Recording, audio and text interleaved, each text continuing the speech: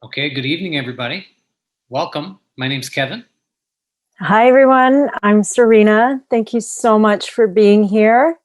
If you, This webinar, free webinar boundaries, and it's called the Art of Discernment.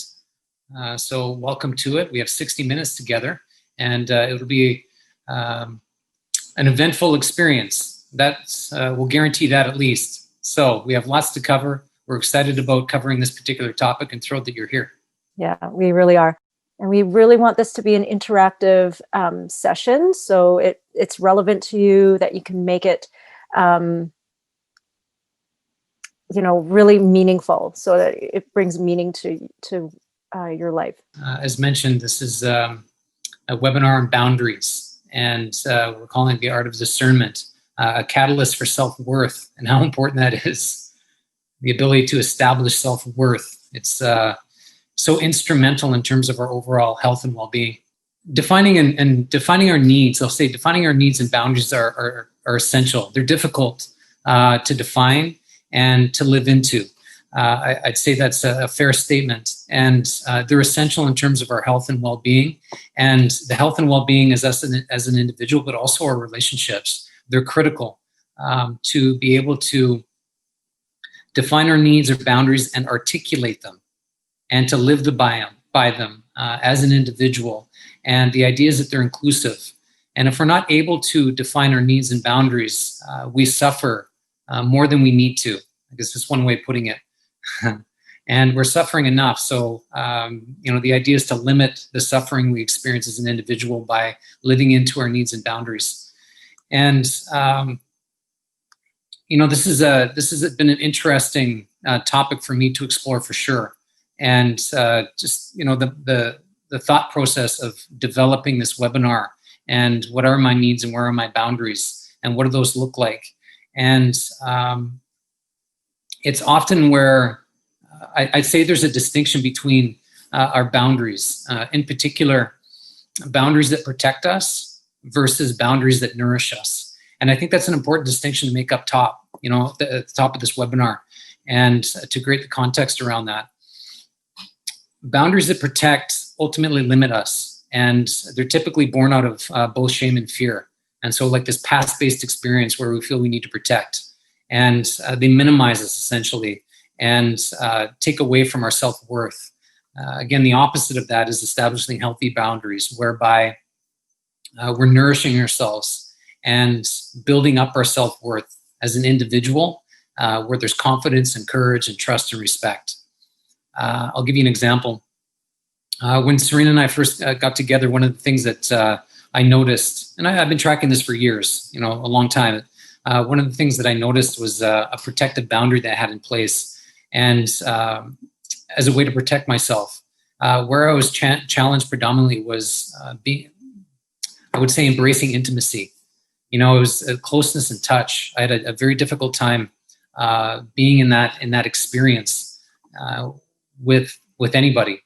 And so it was this boundary I had instilled in my practice overall that kept me away from people. And what I noticed with Serena is that I kept distance from her, which was an odd thing to do, attempting to be in a relationship with somebody by actively distancing myself. It was absurd, and it didn't make much sense. And it certainly took away from the relationship. And so one of the benefits of identifying this particular boundary and how I protected myself and the behaviors associated with it, I started to crack it. I was able to start cracking it. And as I cracked it, it gave me an opportunity to build healthy boundaries around intimacy, which is a need that I have. And I think it's true for each of us, but the experience of being nurtured, I didn't have access to that because the boundary of protection didn't allow it. So as I was protecting myself, I wasn't able to nurture myself, nor would I allow anybody else to nurture me. And so it was self-defeating. And so that's an example of a distinction between boundaries that protect versus boundaries that nurture. And so again, as I was able to, crack that protective boundary, I was able to instill boundaries that supported me as an individual, allowed a much more nurturing experience, and it bettered our relationship as a consequence as well. Yeah. And I think the protective boundary versus the healthy boundary is really important.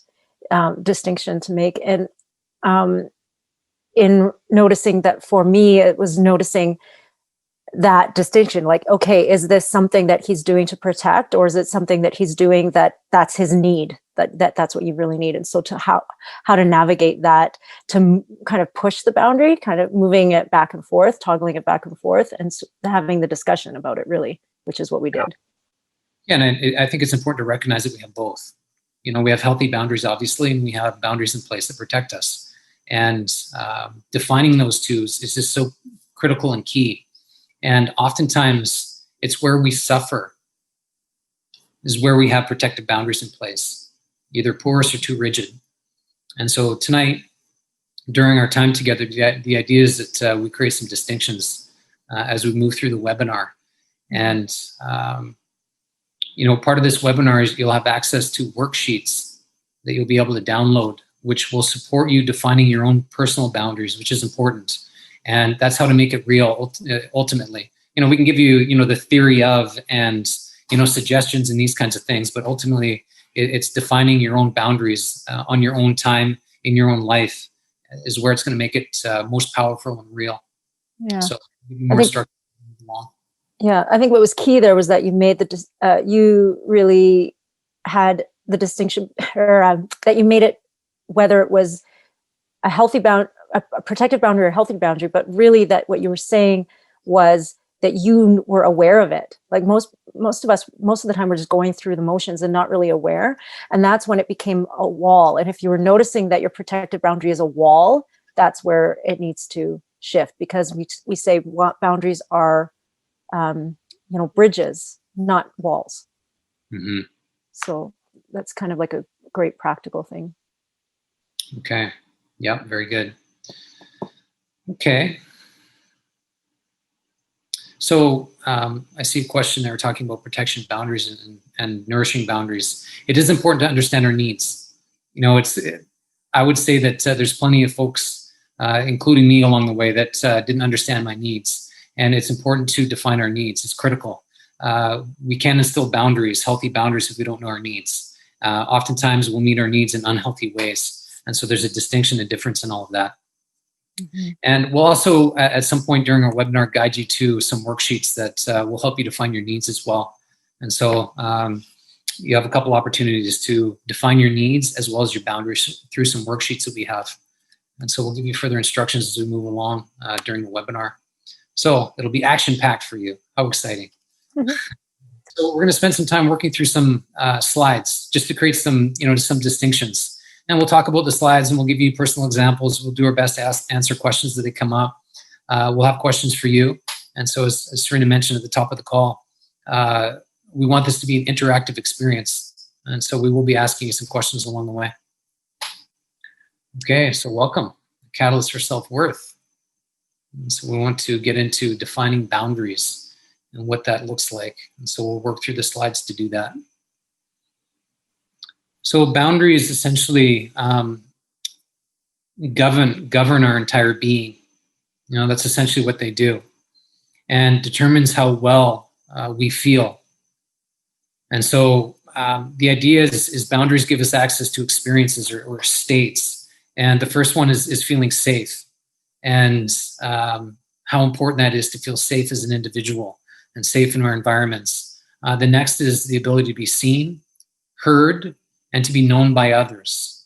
All of these are essential, and boundaries give us access to these states or these experiences, which is critical. Without these states, it's a pretty clumsy experience, that's for sure. Mm-hmm. I think, something that we talk about and we spoke about is that really boundaries are not something that you create or make. They're not outside of you. Boundaries are who you are. And that's very, very critical piece here. So boundaries are not what you create or make. Boundaries are who you are.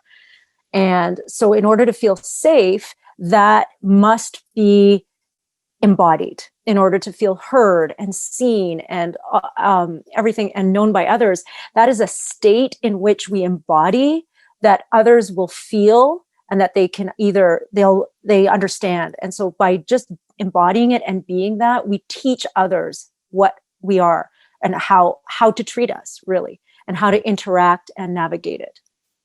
Yeah, and I think that's a key piece to all this is it's who we are as an individual and how important that is. And so the ability to establish boundaries speaks to our being. We're being our boundaries, we're being our needs. And that's an embodied experience. It's out of a concept, and it's an embodied state that we're in, which ultimately makes it integrative and real in our lives. Mm-hmm. And that is ultimately the key we're looking for here. And then tends to be like, well, I blame them, or like, oh, wow, they took advantage of me, or they treated me a certain way, or they made me feel a certain way. And what embodying boundaries does is it doesn't allow anyone else to make you feel a certain way. Boundaries, embodying healthy boundaries, are that it switches, the paradigm switches from blaming someone that they made you feel a certain way, or that they did something to you, that it's really that you can, they just know that that's not possible, that you would not tolerate that. Yeah, go ahead. Yeah. And boundaries ultimately define our relationships, mm-hmm. to energy, to family, to our friendships, our romantic relationships, and our body as well. And so again, and as Serena mentioned, they teach others how to treat you. And that's essential in all of this, is we become more of an individual, which is important, and taking care of ourselves through our boundaries and needs. And it is teaching people how to treat us, which is just so key. So if we want to be treated with respect, we have to embody it. If we want greater levels of trust in our lives, whether it's in our family or friendships or romantic partnerships, we have to embody it. And so it's a practice. And so in that regard. So Nancy said, for you, it's a protective boundary is not speaking up, yet it's one that will nourish you. Exactly. So now having that awareness is key. Great. And so when a boundary is crossed, the tendency is we lose ourselves. And so when a boundary is crossed, the tendency is to lose ourselves, because what erupts is chaos. That's what comes when a boundary is lost oftentimes. And so from order to chaos, it's another distinction when we're talking about boundaries, when we have them and when we don't. And this goes both ways. So either when someone else crosses your boundary, or when you cross your own boundary. And that's... Or somebody else's. Or somebody else's, yeah. And so crossing a boundary looks like, and so we'll give you some examples of what that looks like. Being taken advantage of, physically, sexual abuse is an example of that. Harassment or bullying. Verbal abuse, teasing, making fun of, ridicule. Invading privacy, lack of confidentiality, gossiping. And so these are examples of crossing a boundary. And there's obviously many, many, many more. And different stages and levels and intensities of all of these. Mm-hmm. Yeah. And I think about, just thinking about that one, just ridiculing or teasing or making fun. Think about how early it starts in our lives, that kids, as we're going to school, harassing, bullying, whatever's happening, how our boundaries are being crossed all very early on. And even before we're really able to understand our own boundaries and our own selves. And so this is why, we're adults and we're in these places and stages of our lives where all of this is still coming up for us. And it's being reflected back in our relationships now, because it's it was learned so early on that it's so deep seated. And so it's a hard practice to cultivate and to learn, because if it wasn't learned and then we went into protective boundaries, then that just carried over. And so it's really about breaking the shell, as Kevin was talking about earlier on, and the awareness and the courage that it takes to break that protective boundary shell. Yeah, and it's quite likely that our boundaries are crossed daily, and oftentimes a day. That's the tendency. We can do that with ourselves. We can cross a personal boundary by, if we have this need to take care of ourselves, the self-care regiment, and, if we eat a bag of Doritos, probably not best. A bag of Oreos or whatever it is, the way in which we speak to ourselves. So there's all sorts of different ways where we can breach or cross over personal boundaries. Oftentimes we can cross other people's boundaries by, being unkind, freezing them out, being passive aggressive. I mean, there's so many different examples day to day, and specifically in a relationship. And so we have a question for you. What's a recent boundary of yours that was crossed? And so it's an opportunity for you to define a boundary and when was it last crossed. And so if you could write your answer in the chat, that'd be great. We get to hear from you. How exciting. Always like to hear from you. So what's a recent boundary of yours that was crossed? So Nancy, for you, it's the protective boundary of not speaking up. Michelle, hi Michelle. Your mom asked you to leave her house for the day. Okay. Okay. Danielle, invading privacy in my house. Yeah. Invasion of privacy. Okay. Great examples of these things, when they arise, they're often pretty unpleasant to experience, is for sure. So it's, we know when our boundaries are crossed. I mean, it's something that's undeniable. That is for sure. And so these are just could be considered betrayals. Yeah. And little betrayals, big betrayals, and that happen almost daily. Yeah. And, they often have a sting attached to them. That's the tendency, so these build up ultimately. When our boundaries are crossed, what ends up happening is there's a loss of trust that we experience. So that's the tendency. And so when we lose a sense of trust, there's consequences that come along with that. And so we'll explore some of those consequences that come along. So the second question is, how are you left feeling? Yeah, thank you for that. Mm-hmm. So in that scenario that you just wrote, how were you left feeling? So Catherine, I'm not supposed to have sugar due to a medical condition. I ate a tub of ice cream right before this webinar, crossed your own personal boundary. Okay. Great. Thank you for that. Thank you for your vulnerability. Yeah. Nancy feels shitty. Shara feels unseen and violated. Michelle feels abandoned. Great. Yeah. I mean, those are stinging results. Now I have pain, Catherine. Yeah. So, it's physical and emotional pain. These are the things that we typically experience when our boundaries are crossed. Okay, violated. Thank you for that, Danielle. So boundaries crossed, we lose our ability to trust. This causes us to experience consistent bouts of. And so we'll go through some of these. Fear, shame, anxiety, even depression, anger, rage, and resentment. And resentment is an interesting one. I mean, that can get often is compiled over a span of time. And when it rears its head, it can get pretty ugly really quickly. And that level of rage and revenge that comes along with it can be pretty intense to deal with, not only for ourselves feeling it, but also the people around us. And so, thank you for laying that out. Some more answers there, Kate. Used, unheard. Yeah, those are all challenging. Deeply challenging for sure. It's so hurtful. Just feels. A wound that is really, these are the wounds that occur. And then this is why the protective boundaries come in. This is how the strategies come in, because we just never want to feel that way again. Yeah, exactly. So we want to focus on shame and fear. These are very prevalent emotions that we experience day to day, and they're detrimental. If we lack responsibility on dealing with these particular emotions. And so the slide here, I think, explains it. If shame and fear continue to influence your decisions day to day, this is evidence that your past continues to haunt you and drive your decisions. When we're clouded by hurts of the past, boundaries tend to either fall away, from fear, become more rigid as a consequence of shame.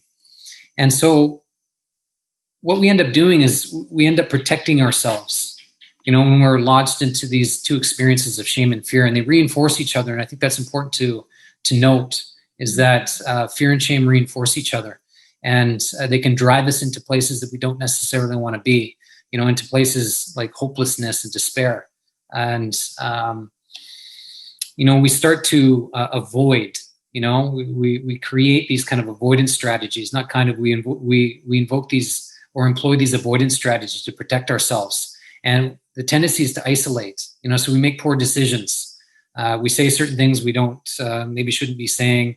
We extract ourselves from environments. Maybe we go to drink, food, smoking something as a way to cope as we deal with fear and shame. And so the tendency is when boundaries are crossed, fear and shame rise. They arise. And how we deal with shame and fear matters, because they're very influential. And the tendency is that we're not dealing with one event. We're dealing typically with our entire past that comes rushing through one experience. And so it can be very overwhelming, because we can get in this attitude is like, here we go again. I'm being taken advantage of. I've been disappointed yet again. This kind of attitude. And it's a heavy load to hold and to deal with in any given moment. Mm-hmm. So what causes poor boundaries? That's interesting. So let's explore that, shall we? Shame and fear, of course. Perfectionism and people-pleasing. And see, these are two fundamental avoidance strategies that we employ. Perfectionism and people-pleasing as a way to circumvent shame and fear. We can become entitled and overly empathetic as we deal with these avoidance strategies. Another way of saying that is narcissism and empathy. Not knowing our needs, definitely. And so our inability to establish healthy boundaries is responsible for untold missed opportunities and countless catastrophes. One of the things, I'll give you an example. One of the things that I was challenged with when I was younger was speaking, my communication, because I was often shy and quiet. And again, that was a protection strategy that I had, or a boundary that I had in place that kept me awfully rigid. And so I didn't have the capacity to communicate. And even if I did understand my needs, I didn't have the I would say the courage or the capacity to speak up and to share my needs, not only with myself, but with other people. And so it kept me feeling alone and disengaged, or and in some ways disoriented, I would say. And again, understanding that protective boundary I had in place gave me access to unwinding it and creating a much more healthy boundary around speaking up. And again, leading myself into a place where I could belong and feel safe around other people. Because for a long time, I didn't feel safe around people because I was so shy and I was concerned of criticism. So I was fearful of criticism and the shame that came along with feeling humiliated. And so that's really where the protection came in, and that boundary of like, okay, if I don't speak, if I don't communicate, I'll mitigate or at least manage the chances of being criticized. And that didn't work out so well for me, because again, it kept me at a distance from other people. And so it cost me acceptance and belonging and safety and all sorts of different things, needs that were important to me. And so it was only recognizing that boundary and that protective boundary was I able to start communicating and speaking, and in particular my needs to myself and to other people. And that really ultimately transformed my relationship to, again, not only myself, but me. Not only my relationship to myself, but other people, I'll put it that way. So just so important, because protection leads us into just countless catastrophes that are so unpleasant to deal with. And they suck up so much of our bandwidth and attention and lead us into isolation ultimately. So potential catastrophes, we'll talk about those.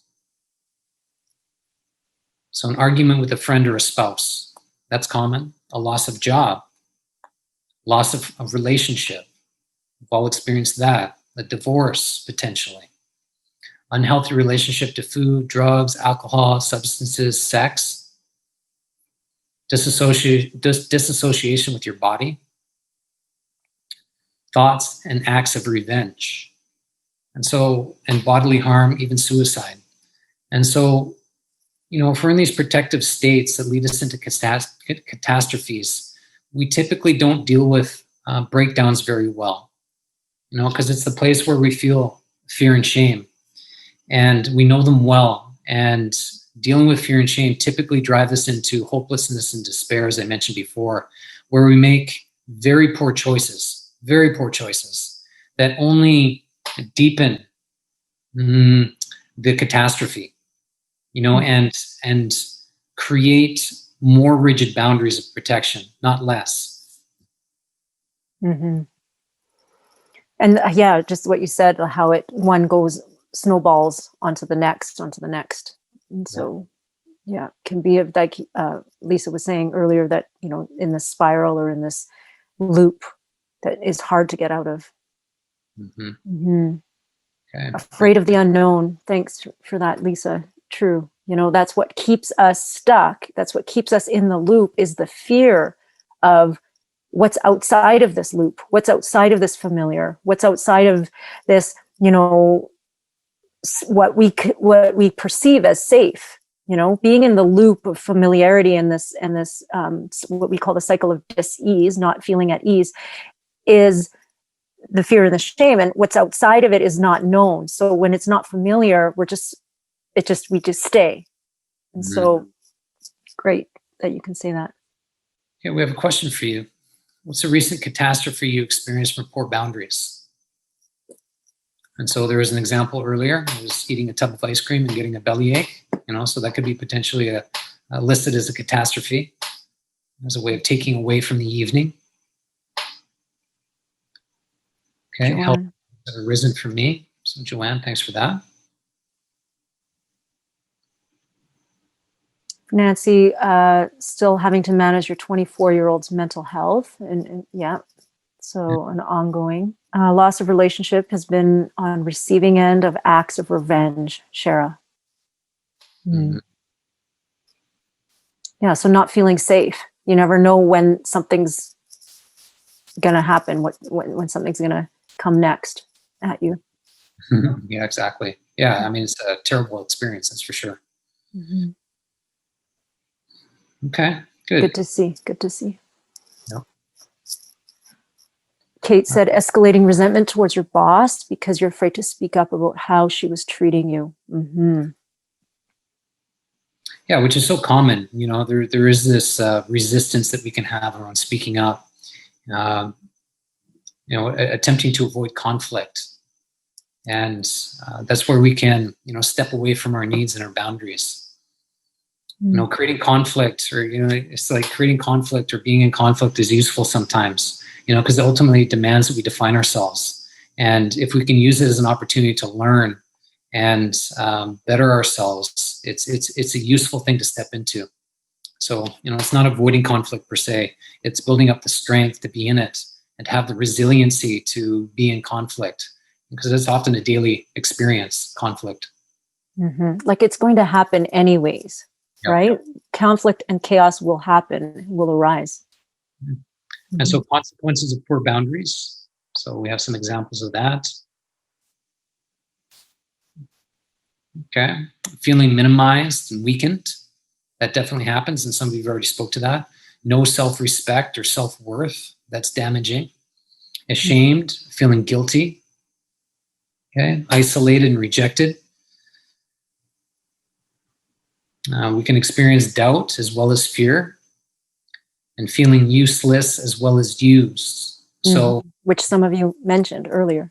Yeah, very challenging experiences to have, and certainly challenging ones to unwind. So part of this is the idea is not to lead ourselves to these consequences. That's the idea of understanding our needs and boundaries. We go to these outcomes less, and so that in of itself is a great benefit. Yeah, good to recognize these things. Not great to feel them. Unheard, sad. Yeah. See. Sure. Honest, and then frustrated with self. Yep. So it's exhausting. And the consequences ultimately grip us. There's very little room for anything else when these consequences come to visit. That's for sure. So the tendency is, as I mentioned earlier, is that we employ avoidance strategies to make us feel safe. And these are critical to understand, because when we rely on avoidance strategies, they can be disguised as healthy boundaries. They can really be cloaked as healthy boundaries, but yet they're not. And so avoidance strategies are intended to protect us from confronting distressing emotions such as fear and shame. And so again, that's really important to understand here as we employ avoidance strategies. And it's useful to understand which one of these you practice more than the other. We're both a perfectionist as well as a people pleaser. So a perfectionist has a desire to be seen as competent and good at things. Perfectionism is motivated by shame. Perfectionists are driven by the need to avoid failure or harsh judgment. And so, if we're good at things and we perfect certain things, there'll be no criticism because it's perfect. And so what's only left is praise. And so as a perfectionist, we love that. And what a great way to protect ourselves. We are ultimately eliminating criticism and harsh judgment from our lives by being a perfectionist. Of course, the consequence of that is we can spend much of our time being the perfectionist and not have much attention on anything else. A people pleaser is a desire to be well liked. The people pleaser is motivated by fear. This behavior stems from the desire to feel needed and validated by others. And so people pleasers have a tendency of wanting to be liked by everybody and avoid conflict like the plague. That's often the case. And so how can I get you to like me? And so there's a tremendous amount of attention on doing nice things for people, whether it be complimenting, I don't know, cleaning their house, I don't know, cookies, whatever. And all designed as a way to get people to like us. What's interesting about these avoidance strategies as they are manipulative. And so we're manipulating other people so we can feel safe in this bubble of protection that we create through these avoidance strategies. And so again, they're a false sense of boundaries because they protect us. And they ultimately... and a false sense of security. Yeah, good point. And they undermine relationship because they always collapse. Mm-hmm. And sometimes we think of people pleasing as like such a good deed somehow, but really we're betraying our own boundary every single time. And so it is still an act of betrayal. And like, as you said, manipulation for sure to get what we want rather than, so that what we're doing is actually, breaking down our boundaries or our walls, whatever it is there, so that there's absolutely nothing in between us. But what that does is it just empties us out. And, Danielle, you said empty, you feel empty. And that's something where you have to, where do we notice that we have this bucket. And when we give out of this bucket and that we just end up being empty if we're not really replenishing our own self. And so that's something that to watch so that we can really notice. When I say boundaries are creating bridges, we still need to create the bridge. It's not about just knocking down the walls completely. It's creating that bridge. And that bridge goes both ways, meaning that you also get what you need. Okay, we have a question for you. Yeah, we do. All these great questions. We love to hear it in the chat. Predominantly, are you a people pleaser or a perfectionist? Again, we're both, but one is more predominant. And so we know what Nancy is. Rely on more than the other. And it shifts and changes. We understand that, but predominantly people pleaser. Nancy. Okay. A perfectionist. And again, this is just absolutely critical to understand. It's very important to understand which one you rely on. And again, this is not just some like random event that happens. This is something that we play out consistently and constantly day to day. They're very pervasive, these two strategies that we employ. Okay, Kate, a perfectionist. Very good. Michelle, perfectionist. Mm-hmm. So this is where we give a lot of ourselves, so we'll abandon self-care practices to be a perfectionist or a pleaser. We'll run ourselves empty and giving in whatever way. And there's not much left for ourselves. And so that's why these protective boundaries or strategies ultimately take away from us. We'll collapse at some point. Yeah, Carmen, people pleaser, great. And so think of people pleasing as giving away to people, to other people, and perfectionist is giving away to something, a task, a job, a project. Yeah. So perfectionism and people pleasing both favor poor boundaries over healthy ones, as we've been talking about, dominate our thoughts, influence our behaviors, and produce negative life experiences. We know that. We know that for sure. And so what's important about this is if you're able to identify where you're being a people pleaser or perfectionist in your life, you've identified where you have a boundary that protects you, that you're not actually taking care of yourself. That in of itself is a great insight. And it gives you an opportunity to hone in on that particular area of your life and to alter it, to interrupt this avoidance strategy so you can instill healthy boundaries. That offers you tremendous utility moving forward. That is for sure. So definitely beneficial. And so again, we're just creating distinctions around perfectionism and people pleasing. So I think we've done a pretty good job of talking about perfectionists and people pleasers. A perfectionist is very much about getting praise from other people. Like, praise me for all the great things I've done, like how great I am as a perfectionist, how knowledgeable and wise and wonderful I am, something like that. And perfectionists are typically have rigid and closed off boundaries as a way to protect themselves. And so there's some characteristics of perfectionists. A people pleaser is often searching for validation. Like, tell me how much you love me or like me. And so that's the tendency of a pleaser. And so they're looking for validation from other people, and don't often give that to themselves. And so they seek it from other people, which is detrimental, obviously. Looking for approval and validation from other people, that's a lonely road, that is for sure, and a destructive one, to say the least, because we lose the sense of self by behaving this way. We just give ourselves away to other people. Not ideal. Okay. And so we have a question for you. What's a watery or rigid boundary that you currently have that interferes with meeting your needs? And watery boundaries are typically associated with people pleasers, and rigid boundaries are typically associated with perfectionists. So just give you some more context. And so what's a watery or rigid boundary that you currently have that interferes with meeting your needs? Such a great question. And the answer is important. That is for sure. Because one of the things we want you to do is walk away from this webinar with something to focus in on. You might not want to, and that's different. But the idea is that, you can have something to focus in on and pay attention to, and potentially unwind and practice instilling healthy boundaries. That would be amazing. Cannot ask for help. Yeah, that's rigid and typically associated with a perfectionist. I mean, we can rely on the examples. The unwillingness to ask for support is a rigid boundary, and we don't learn that way. So that we take away from ourselves by protecting ourselves, by not asking for help. There's a loss of connection that happens. There's a loss of intimacy. There's no humility in any of that. And so those are all consequences of not asking for help and having a rigid boundary. A watery boundary, Gina, would be something like where you're constantly putting other people's needs first before your own, because you're just spilling out your energy that you're giving and doing, and you're not really noticing your own needs, compromising what you need, and you're looking to nurture or protect or provide for others before yourself. Yeah, good, Michelle.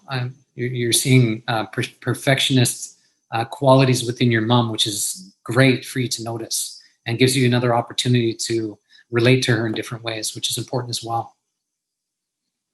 And Catherine, I don't want to hurt others, so I don't do what's good for me. Yeah, there's aversion to conflict. And that doesn't do anything good for you, because you're left behind, which isn't ideal. And ultimately, people don't really understand how to support you, which is another element to all of that. And we need that. We need people in our lives that have the capacity and ability and will to support us. We don't do very well on our own, if you haven't noticed already. And so, having good people around us that can keep us straight is a good idea. But we have to have the capacity to communicate, make requests, even demands at some points, to ensure that we're taking care of ourselves within relationship. Mm-hmm. Okay. Cheryl said you don't like to ask for help. You like to do things well by yourself. Let everyone reap the rewards of your hard work. And so, yeah, that's really something to notice, how your perfectionism of getting things done, but also is people pleasing, because you're allowing other people to benefit from what you just accomplished. So it's almost twofold there. And you said that your knee surgery forced you to ask for help, and oftentimes it comes that consider that the catastrophe. Yeah, and Cheryl, which makes you double tired. Yes. Oh my goodness. I mean, what an outcome. But yeah, well put. And Lisa, you're talking about you want greater confidence in the decisions you make. Yeah, Yes. of course. And so part of it is ridding yourself of uncertainty. And, people pleasers have a challenge with that, with living with doubt and uncertainty. And so because they don't speak up or avoid aversion or avoid conflict and so on and so forth. And so there's a lack of confidence. And being able to communicate is one way and a great way to create confidence within ourselves. It's essential. Yeah. Finding your voice, finding that, taking that courage and really expressing and communicating, which is something it's sort of like the next step. So we'll be talking about that later too, about how this is the first step, really recognizing it. The second step is to get it up and out and communicated so that it can land and that you could actually get your needs met. Yeah. You're so uncertain in your professional life. And so, yeah, that's the idea. You feel uncertain in your professional life. And the idea is to change that. And you can do that through boundaries, which is good. And if you want greater confidence, one of the things you'll have to step into is communicating differently. You're not going to like it. And that's one of the elements here is that we're not going to like defining our boundaries because they're foreign. And perhaps we don't have the skill set and practices to support them yet, but that's okay. And it will be a clumsy experience.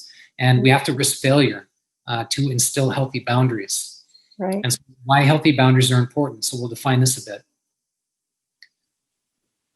So access to a substantially stronger you. Wow, that's a hell of a good idea. Becoming substantially stronger. Strength in communication and relationships. That's ideal. Absolutely. Supportive, positive outcomes. Yes, please. I'll have a side of that. A guide on how to take care of yourself. Yes, and how important that is. And an opportunity to teach others how to treat you, which is so critical. Boundaries ultimately establish self-respect and self-worth. If we're not doing that ourselves, nobody will treat us with respect. They just won't. And so there'll be a gap in the experience. And so we have to attend to that diligently to ensure that people are treating us with respect. Mm-hmm. Lisa, you said that you were, confident with your family, but not in your professional life. So noticing what need is not being met in your professional life versus your personal, and then how you're showing up differently in that. Definitely. How you're protecting yourself. It's critical. Examples of needs and healthy boundaries. So we'll touch on this a bit. Mm-hmm. So we'll get, some examples. We'll call them that. And so, we'll give you some examples of needs and some potential behaviors and perhaps a few examples, real life examples. We'll see how that goes. So needs, independent certainty, value your own opinions and needs. And so this is, again, just as what we were just talking about, Lisa, feeling certain and, independent in terms of like, I need my own time. I need to take care of myself. And so like really knowing what you need to take care of your own self, and versus being codependent or dumping your needs to be met on someone else. And that's where that independence really comes in. Good. And learning to say no. I think that's, especially true for people pleasers. Learning to say no is going to really, that's that behavior. Valuing your opinion is that it's like, I know, I'm certain that I do not want to do this. And if I do not want to do this, that no stands.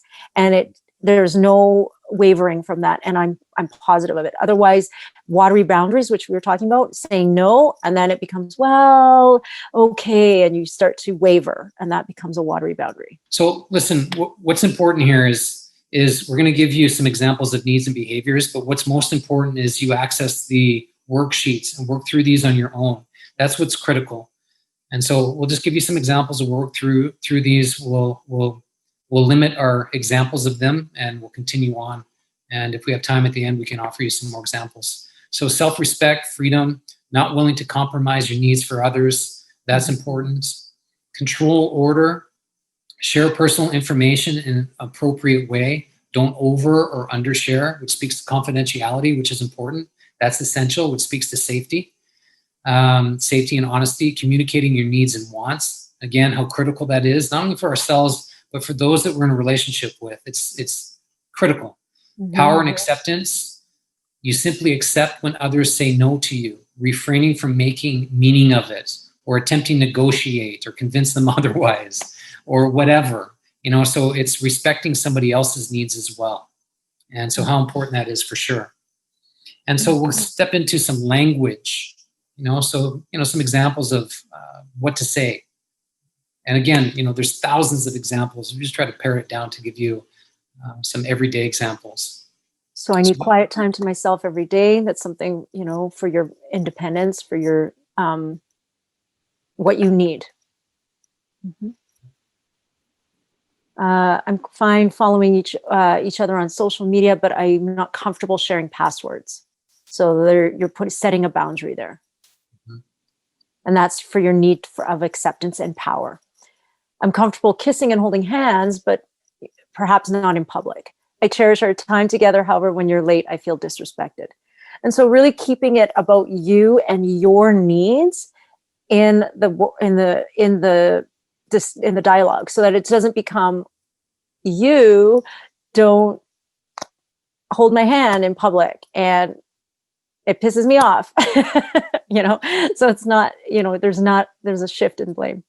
And the consequences of not speaking up around our needs and boundaries is that we'll feel disappointed often, like habitually disappointed, which does not feel good. Michelle, I love you both. Thank you for that. And so there's benefits, of establishing our boundaries. And so we'll get into some of the benefits here. Improved communication. That's a skill set in of itself, which is an important one. More time and energy. Yes, we need that as well. Better overall health, mental, emotional, physical. So again, we're taking care of ourselves, which is essential. Consistency and stability. We need that in our lives. It speaks to safety for sure.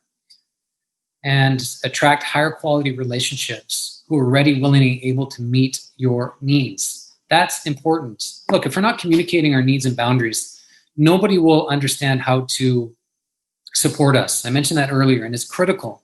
We can't leave this up to guesswork. They'll figure it out or something like that. That's just not the case. And it's an irresponsible way of taking care of ourselves, is just leaving it to the assumptions of somebody else. It doesn't work out well, and we know that. So, establishing healthy boundaries. So we're just talking about healthy boundaries and the benefits and so on and so forth. Supports you taking care of yourself. Yes, please. Places responsibility on the most important dimensions of life. And there's many different dimensions of life. Lifestyle, health, and diet, and professional, family, and so on and so forth. Support your needs being met. Is a catalyst for self-respect and self-worth, which is so, so important, and acts as a bridge for understanding and respect within relationships. So again, if we're able to establish our boundaries and communicate them, our relationships are better off. We're just better off, and we want good relationships. We all want that. And so it's our responsibility to make sure that we're pursuing that, and is the ultimate definition of self-care and well-being. And so notice that. It's the gateway into taking care of ourselves, establishing our boundaries. They're absolutely critical. And there's no reason why not to. We'll have all the excuses of why not to. But the idea is to avoid all of those excuses and to step into greater responsibility. Mm-hmm. So I just get that image of we're creating a wall. You think of boundaries as some of us think of boundaries as creating a wall that keeps people out. But what we're doing is really, as I said at the beginning, it's like noticing our container and then really focusing, as you've seen, it's all about us, our needs, what we need, getting to know ourselves, cultivating the relationship with ourselves first. It's so important. And that's the only way that we can then create the bridge. One of the fundamental benefits of embodying healthy boundaries is establishing trust and respect within ourselves as well as within our relationships. Trust and respect are the foundation of relationships. And without them, the relationship collapses and crumbles. And so the idea is, through the embodiment of our boundaries, we are establishing trust and respect for us as an individual, but also bringing that forth in our relationships. Again, it's better communication. We've been talking about this, so there's a lot of benefits. So we're looking to create some synergy here and to get across how important it is to have boundaries. Improve relationship. So that's important. You end up doing things you actually want to do. Wow, that's a hell of a benefit. You become better understood, and there's less ambiguity in your life and overall. Very good. There's a thing to say, by saying no, you're saying yes to yourself. And that's one of the things, I give the example of where I didn't speak up much. I was so ambiguous and vague. It's like people couldn't figure me out. And so they didn't trust me. It's like, why would they trust this guy that they couldn't figure out? As a mystery. And people just don't have the bandwidth for that. And so, the ability to communicate and still trust and respect is just so paramount on our day-to-day interactions. Otherwise, people just discard us. It's like, this person is too difficult to figure out. They're playing hard to get, and I don't have time for that. And this is like intimate relationships, Yep. Someone that you spend almost every day with, potentially, that may not really know you. Yeah, and that is so true. Oh my goodness.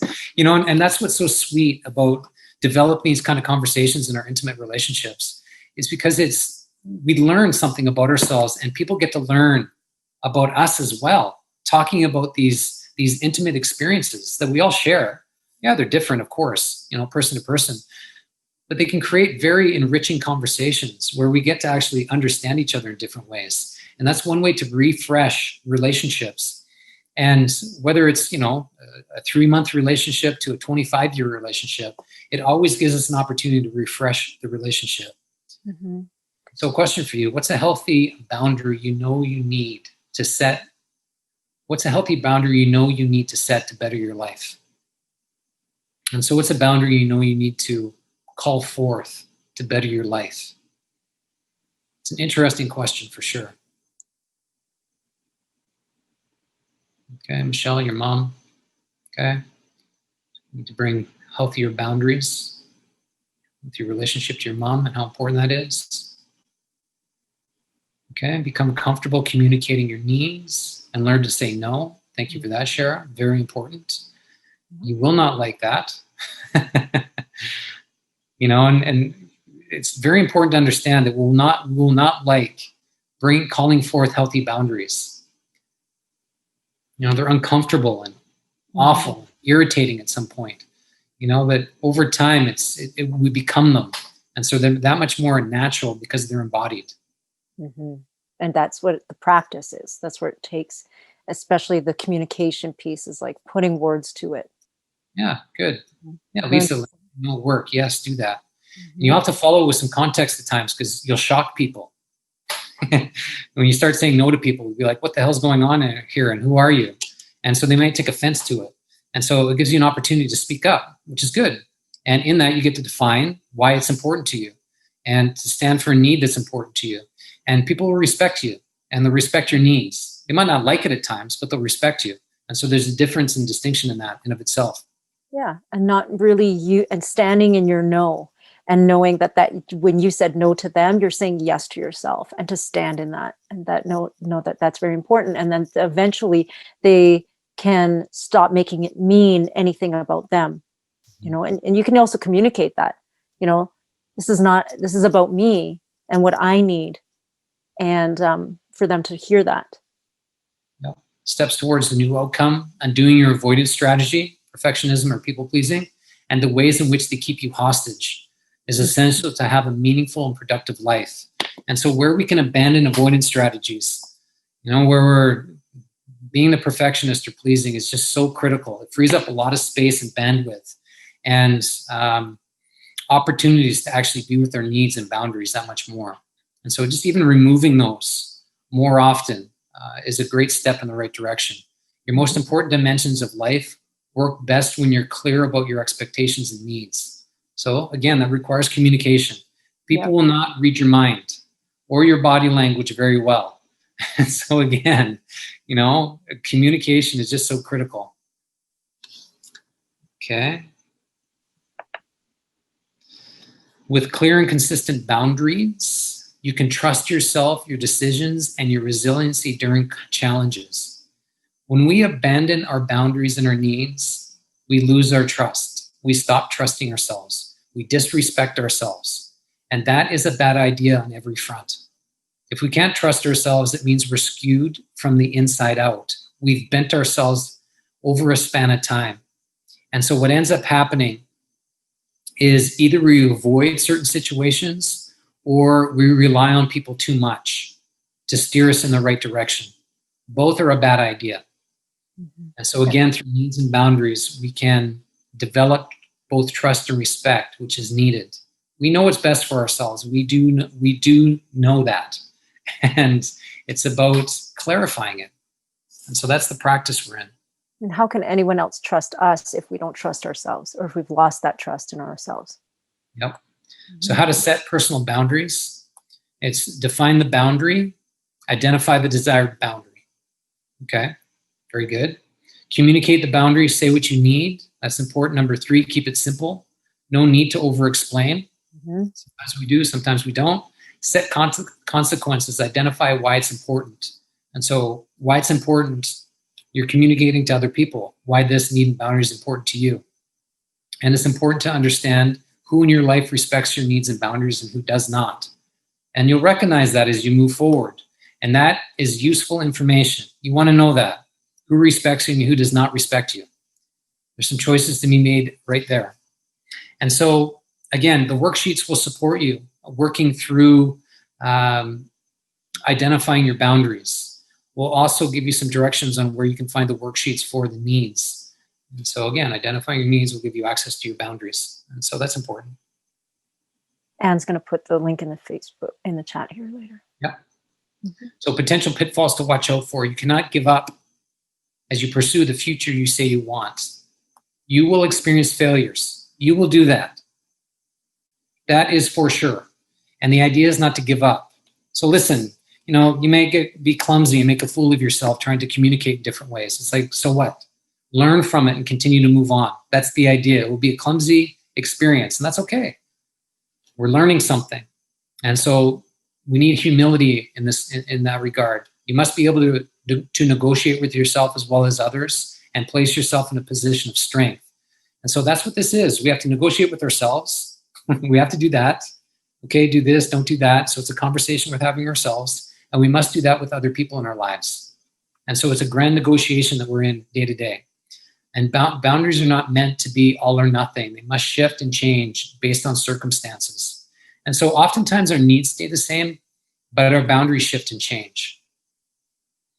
So a simple example of that, if I look back in my 20s, how I met certain needs is different than how I've been meeting them in my 40s. Like self-care practices, participating in team sports when I was in my 20s, and, the competition and the intimacy and camaraderie that I experienced back then playing team sports spoke to how I took care of myself. I don't play team sports now in my 40s, but I have to have different kind of boundaries to meet those particular needs. And so, different exercise regimens, taking care of myself differently. So my needs are the same, but my boundaries are different. How I meet my needs has evolved over time. So the goal is to align your boundaries to your needs in a way that supports you feeling fulfilled, nourished. And that's just so critical. Take full responsibility and ownership for becoming the person you're attempting to be. And then take full credit for your effort. Yes. Which looks and sounds like acknowledging yourself. And that's important. Really acknowledging yourself for how great you are and what you do on a daily basis for yourself and for others. And that's one way to strengthen your communication skills, is by communicating in nourishing and nurturing ways to yourself. There's a simplicity to this topic, boundaries, but there's also a complexity because we have various needs and we have various relationships, and we're attempting to manage all of that and take care of ourselves while also attempting to be and take care of our relationships. And so they can get intertwined and mixed, and we can lose ourselves and so on and so forth. And so unwinding some of this stuff is useful from time to time. And that's why we thought it would be useful to call forth this topic to give you an opportunity to untangle, some of your needs and boundaries and where you situated yourself, ultimately where you are now as the individual you are. Mm-hmm. Yeah, Michelle, you said it perfectly. Easier to stay in denial. Yeah, the easy route, where it's comfortable and perceived safe. It's very great that you can see that. And really, it takes so much courage to actually go deeper. It takes courage to change. It takes courage to be in the unfamiliar and to do something different. And it's really time. Time is really of the essence, because otherwise I noticed that in our membership program, it's like the willingness to go deeper, the willingness to change, and the sense of urgency that this needs to happen now, is really the catalyst. That once it's not easy. So once we can actually find momentum, get support, be in community, then we can actually help each other move through it. And I always say the only way through is through. The only way through is through. There's no easy way around it. And what's it will come back. And what's important is to move this out of a concept. Like you're thinking about something, which is fine to think about something, but it happens through action. And so that's the idea. Not letting things settle or be resigned or in denial about anything. If you identify a problem, the idea is to solve it. And you can do that. And the worksheets and going deeper is an opportunity to do just a thing. And, again, this is like a bite of a bigger meal, put it that way. It's like a taste of something larger. And what's larger is more conversations like this and some of the programs that we offer. And what we call the Human Journey Academy. Mm-hmm. And we certainly invite you to check out what we're offering moving forward. We have, incredible programs all designed around topics like this: how to be a human being and how to thrive in our lives, and how to do it by meeting our needs, defining our boundaries, and developing sound, safe, nourishing relationships as we move along. And the ability to do that with others in community is essential. Yeah. And, Human Journey Academy, the members, some of you are on this chat are in our membership. So, you can definitely speak to that. Michelle, why I'm so grateful, I know, to join in with this community. Great. Shara, yes, it's so good. The Human Journey Academy, my favorite space to be in, so much learning. Awesome. Thank you. So it is a place where, when you're willing and ready to change and you can see it and feel it, but you're just stuck and you don't really know how to get out of that loop. This is it. This is like how to become really aware of your behavior, to own it and to shift it and to get the tools that you need to, and the support, the community right along. Listen, you've been listening to us for the last 60 minutes, and we appreciate it. And we're offering something that gives you access to more. And why we're doing that is because it means something to us. These are principles and practices that we live by, and we know they work because they've worked in our lives. Doesn't mean we're masters at it. We're clumsy in our own lives, but the idea is that we do that together as a community so we can learn from each other. And so that's the opportunity that we provide through the Human Journey Academy.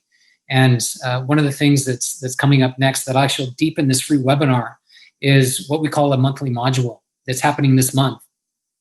Mm-hmm. And Serena can speak to it. It's called The Language of Transformation Through Ayurveda: Reignite Immunity, Stability, and Self-Worth, which is so, so important. And so that's coming to you October 24th and 25th. And it's just one way to deepen this conversation by joining us. So really developing the language. So we've given you a few examples of what you can say and how to communicate, but really it's what is the language that you can actually, the words that are stopping you, that are keeping you stuck in that cycle. So to eradicate those words from your vocabulary that, put people on the defensive, or that are, just keeping you stuck in your own mind. Because often we're our greatest critic. We are our biggest critics. So really, to stop even the toxicity of those words, and it's very specific words, and then to bring it up through courage, and then create and embody that stability and that self-worth. Because once that is embodied, everyone else will feel it. Those bridges will be built. Then we can start to build the bridges of communication. And then the next module after that, we're talking about is communication, and there'll be a larger conversation that our membership module will lead into the larger conversation of really communicating. We'll talk about it. You can speak to that, Kevin. I'm sensitive to time because we're over, and so again, we really appreciate you joining us. It's a big topic to unpack. And we have lots to say about these kinds of topics. We could talk and do often hours about these kinds of topics. And it's important that we do that. And the idea is not to do it alone. That it's like, join us and let's unpack this kind of stuff together. And in that, we can contribute to each other and better our lives as a consequence. We get to do that together. And that's what I love about these kinds of experiences and opportunities. So again, we invite you to check us out. Yeah, it's the best time to do it. We if you sign up before the 22nd at midnight, there's no integration fee. So really, you get this module for $39.99, and you get the whole weekend, and you'll get every month after that $39.99, and you'll get every module, and it's a different, really transformational membership module every single month. Michelle said, "Thank you on so many levels for your offerings." Wow, that's really incredible. Like $40 a month, you get, what a great investment to yourself. And I'll tell you, these monthly modules are deep and beneficial, and they will alter your experience and better. You have a unique opportunity to better your life. And so I just want to put that out there. Yeah. Yeah, well said. And it is, I'll tell you. We're both very committed to these topics and subjects because if we're talking about them, they're relevant, and that's what's important. And that's what I love about these opportunities to talk about these kinds of things, because they're relevant in my life, and I know they're relevant in yours. So it's like, hey, let's do this together. So think about it, $40 a month. It's a great gateway. We'd love to have you participate. As mentioned, you can download the handouts, the worksheets from this webinar, and I encourage you to do so. They'll support you, walking you through the process so you can establish some healthy boundaries. And so please do that. Share the outcomes. We'd love to hear from you. Yes. And we're sending you much love and a tremendous amount of respect. Yeah. And Anne's going to put the links right here in the chat, and then we'll also put it in the Facebook group. And if you're not on Facebook, really consider going in there and getting into that private group, because we do live streaming 3 times a week. So it's really definitely worth your time. And there's always like some little nugget, we talk for 30 minutes, and if you can carve out the time, we'd love to have you. So much love to you guys. We'll see you soon.